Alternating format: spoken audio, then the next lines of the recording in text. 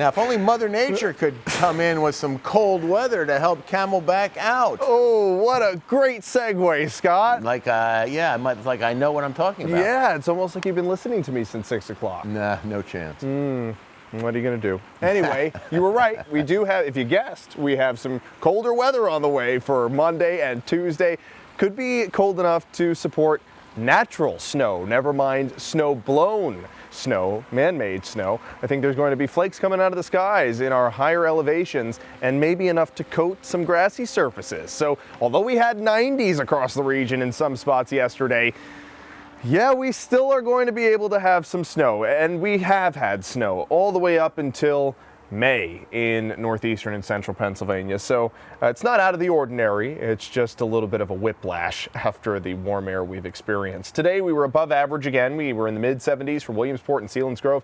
Nowhere near those record highs like we had yesterday. We tied the record high in Williamsport yesterday at 90, and on Wednesday we broke the record high by a degree. So we had record high temperature across the region yesterday, above average today by 10 to 15 degrees.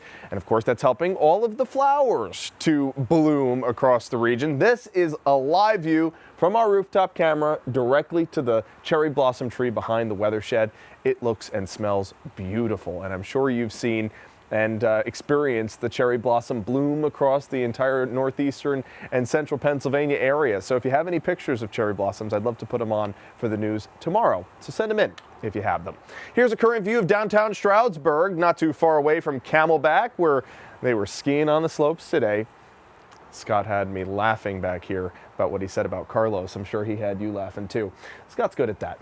Downtown's busy down in the main street with many people out enjoying local eateries and bars. 61 is the current temperature with east-southeast winds at 3, so it's a very calm, mild, and pleasant night. Temperatures still in the 60s across the vast majority of our cities. Lock Haven, Lewisburg, Bloomsburg, Hazleton, Scranton, all in the 60s.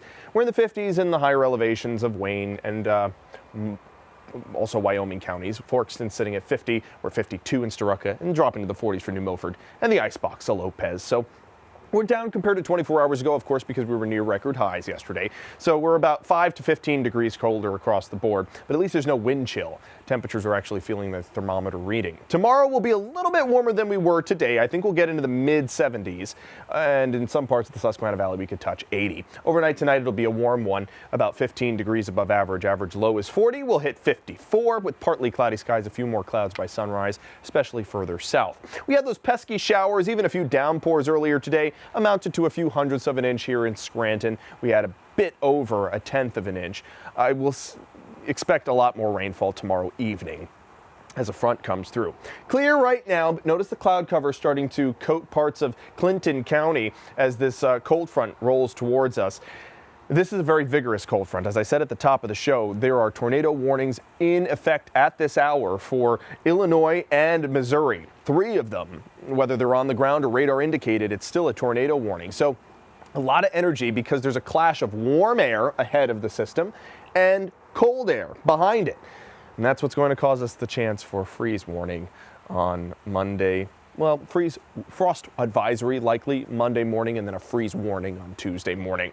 Here's future clouds and radar. More cloud cover by sunrise, especially further south. We get a lot of sunshine tomorrow, but in the afternoon, the clouds start to thicken up ahead of the storms. I think they're going to be potent out in central Pennsylvania. So notice how that discrete line structure rolls across Clinton and Lycoming counties. Could be some severe thunderstorm warnings tomorrow in central Pennsylvania. So watch out for gusty winds, and the time frame is right around sunset for central Pennsylvania. So between 6 and 8. Then it rolls across eastern Pennsylvania, but loses that discrete line structure. So still some downpours, but not as likely to be severe across eastern Pennsylvania between 10 and midnight. And then we see more rounds of showers as more moisture rolls its way in from the south. So more downpours by Sunday morning, and as temperatures drop, could be a few wet, fat flakes mixed in there in parts of our higher elevations. And we're not done with the moisture just yet. We get a bit of a reprieve Sunday afternoon, but Sunday evening, another batch of rain and snow showers possible. Monday morning could wake up to a coating of snow on those elevated surfaces, on those elevated areas with grassy surfaces. So rainfall amounts will likely fall in the ballpark of a ½ inch to an inch. Snowfall, I think this is an overestimate. but there could be some spots out there with a coating to wake up to on Monday morning. We're talking about record lows possible. We were just talking about record highs. Now we're talking about record lows for Tuesday morning. Could be waking up to 26 degrees, and that is the record low on our calendar and our almanac. So it's going to be a chilly start to the week. Temperatures only topping out in the mid-40s, and with the added winds, it'll feel like the 20s and 30s all day. Tuesday morning, of course, is going to be very chilly out there, potential for some freeze. We slowly warm up headed into the upcoming week, and it will be 60s and 70s by Thursday and Friday. As it should. Yeah, average is 65 by that time. So let's keep it consistent after this, huh, Mother Nature? You have a good weekend. You too, Scott. Thanks.